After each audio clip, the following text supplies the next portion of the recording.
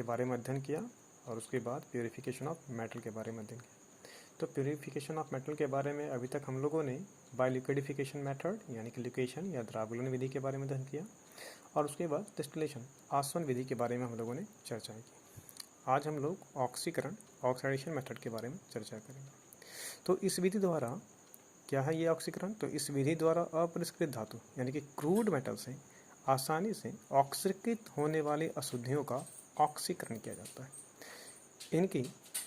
इसकी निम्नलिखित दो विधियां हैं, एक कर्परण यानी कॉपुलेशन विधि और दूसरा है बेसेमेरीकरण यानी कि बेसेमराइजेशन मेथड। आइए सबसे पहले हम लोग चर्चा करते हैं कर्पण विधि के बारे में। कर्पण विधि कॉपुलेशन मेथड। तो इस विधि द्वारा सिल्वर धातु को लेड से अलग किया जाता है। इसमें अशुद्ध सिल्वर धातु को हड्डी की राख या एबेस्टस सीमेंट का बना कपेल एक नौकाकार पात्र होती है, उसमें लेकर गर्म किया जाता है तथा ऊपर से हवा का झोंका प्रभावित किया जाता है, जिसके फलस्वरूप लेड ऑक्सीकृत होकर लेड ऑक्साइड बनाता है, जिसका कुछ भाग हवा के झोंका के साथ बह जाता है तथा कुछ कपेल के द्वारा अवशोषित कर लिया जाता है तथा सिल्वर ऊपर आ जाता है। इस प्रकार प्राप्त सिल्वर 99.5% शुद्ध होती है।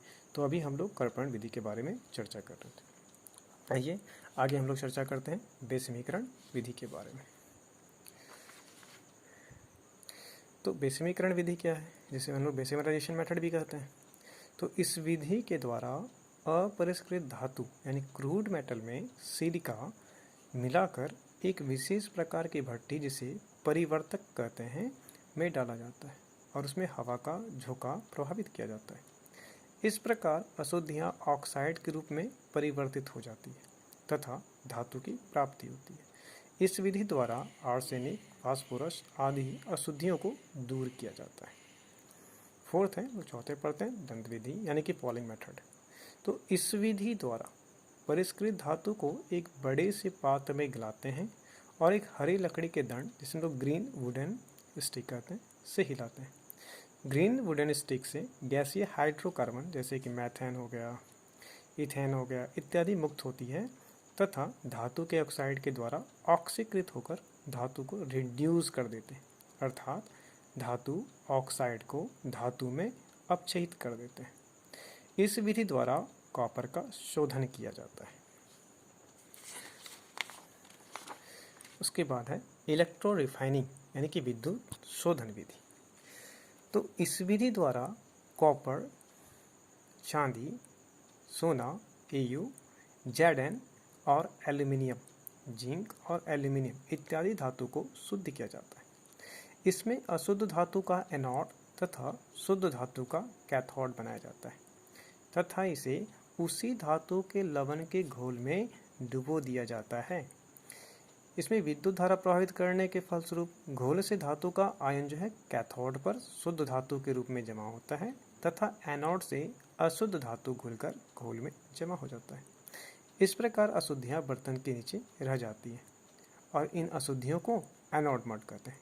जैसा कि आप चित्रानुसार देख सकते हैं कि इसमें एक पात्र है और उसमें एक एनोड और कैथोड दो रॉड हैं जो एक शुद्ध धातु की है और एक अशुद्ध धातु की है। तो यहाँ पर हम लोगों ने देख लिया है कि अशुद्ध धातु का एनोड होती है और शुद्ध धातु का कैथोड होती है। तो इसमें उसी सॉल्यूशन को मिलाया जाता है, सॉल्यूशन ऑफ मेटल जो हम लोगों को प्राप्त करना है। जैसे मान लीजिए अगर हम लोगों को NaCl निकालना है तो NaCl को ही रखते हैं, ठीक है, या उसके हम लोग किसी और लवण घोल को रखते हैं या AgCl रख लिए, ठीक है। तो उन्हीं के घोल को हम लोग रखते हैं और उसके बाद क्या करते हैं, इसमें इलेक्ट्रोलाइसिस की विधि करते हैं। इलेक्ट्रोलाइसिस करने का इसमें जब हम लोग करंट पास करते हैं, इलेक्ट्रिसिटी पास करते हैं तो ये अपने आयोनों में टूट जाते हैं। जैसे अगर हम लोग AgCl रखते हैं तो Ag+ में और Cl- में टूट जाती है। तो इस प्रकार क्या होता है, हम लोगों को शुद्ध धातु की प्राप्ति होती है। और जो हम लोग देखते हैं अशुद्धियाँ जो हैं, तो अशुद्धियाँ जो नीचे बैठ जाती हैं तो उसे हम लोग एनोड मड कहते हैं, क्योंकि एनोड पे चला जाती है तो हम लोग इसको एनोड मड के नाम से जानते हैं, जैसा कि आप पिक्चर में या चित्रानुसार देख सकते हैं। तो ये जो विधि है ये इलेक्ट्रो रिफाइनिंग मेथड है। तो इसके द्वारा भी हम लोग क्या करते हैं, उसके शुद्धिकरण करते हैं मेटल। उसके बाद है वाष्प प्रावस्था परिष्करण, वेपर फेज रिफाइनिंग। अभी जो हम लोग पढ़ रहे हैं वो धातु का शुद्धिकरण की विधियों के बारे में अध्ययन कर रहे हैं। तो यह हमारी वाष्प प्रावस्था परिष्करण विधि, जिसको हम लोग वेपर फेज रिफाइनिंग कहते हैं। तो इस विधि के द्वारा अपरिष्कृत धातु यानी कि क्रूड मेटल को विशेष विधियों द्वारा वाष्पशील यौगिक में बदला जाता है, जिससे अशुद्धियाँ पीछे छूट जाती हैं। अस्थायी होने के कारण हाई टेम्परेचर पर ये वाष्पशील यौगिक विघटित होकर शुद्ध धातु देते हैं। इसकी दो मुख्य शर्तें इस प्रकार से हैं। पहला ये कि मेटल वाष्पशील यौगिक बनाने में कैपेबल हो, और दूसरा वाष्पशील यौगिक आसानी से विघटित हो जाए यानी कि ब्रेक हो जाए। वेपर फेज रिफाइनिंग की दो विधियां होती हैं। एक है वन ऑर्कल विधि, जिसे हम लोग वन ऑर्कल मेथड कहते हैं। दूसरा है मॉन्स प्रोसेस। आइए सबसे पहले हम लोग चर्चा करते हैं वन ऑर्कल विधि के बारे में।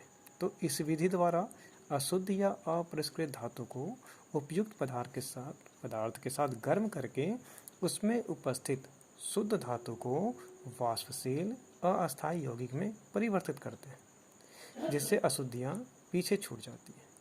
यह अस्थायी यौगिक को पुनः गर्म करके शुद्ध धातु की प्राप्ति की जाती है। इस वन ऑर्कल विधि द्वारा टाइटेनियम धातु का शोधन किया जाता है। बताया कि वन ऑर्कल विधि द्वारा हम लोग क्या करते हैं, टाइटेनियम धातु का शोधन किया जाता है।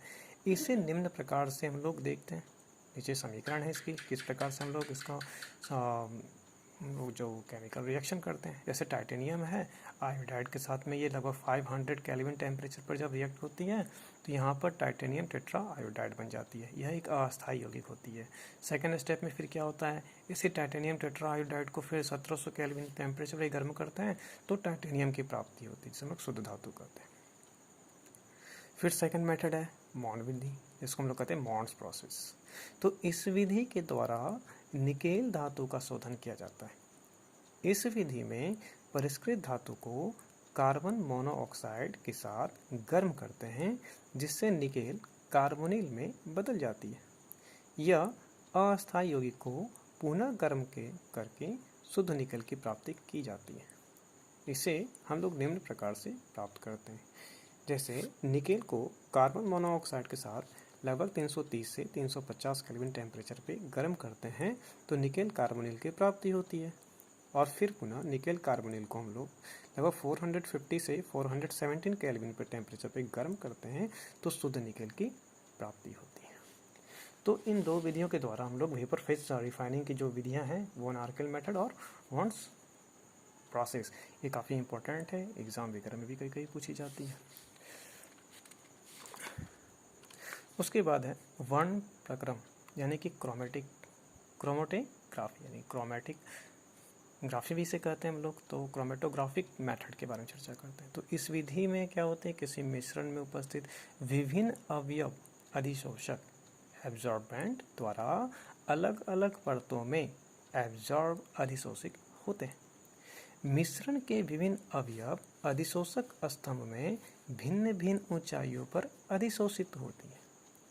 अधिशोषक से सबसे अधिक लगाव रखने वाला अवयव स्तंभ के सबसे ऊपरी भाग में तथा सबसे कम लगाव रखने वाला अवयव स्तंभ के सबसे नीचे अवशोषित यानी अधिशोषित होती है, जिसे विभिन्न उपयुक्त घोलकों में घुलाकर एक एक करके अलग कर लिया जाता है। यदि मिश्रण में रंगीन अवयव रहते हैं तो वो भिन्न भिन्न रंग वाली पट्टी बनाते हैं, जिसे हम लोग बैंड कहते हैं।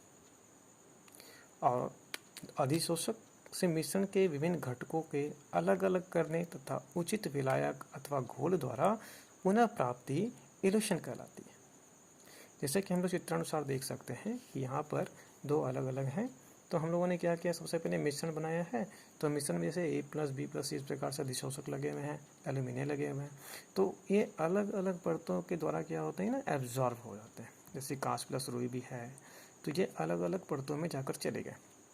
इसी प्रकार से अगर रंगीन पट्टियां हैं तो उनका जो सबसे ज़्यादा जो इससे अधिक लगाव रखता है मिश्रण में एब्जॉर्बेंट सबसे ज़्यादा अधिक लगाव रखता है, स्तंभ में सबसे अधिक या गोल से हम लोग बात करते हैं जो बहुत ज़्यादा अधिक लगाव रखेगा वो क्या होता है, इस पट्टी में सबसे ऊपर चला जाता है। और जो इस स्तंभ से सबसे कम लगाव रखने वाला होता है वो क्या होता है कि सबसे नीचे बैठ जाती है। तो इस प्रकार से हम लोगों को इसकी बैंड की पट्टियाँ प्राप्त होती हैं। तो ये जो प्रोसेस है ये हमारी क्रोमेटोग्राफिक मेथड कहलाती है।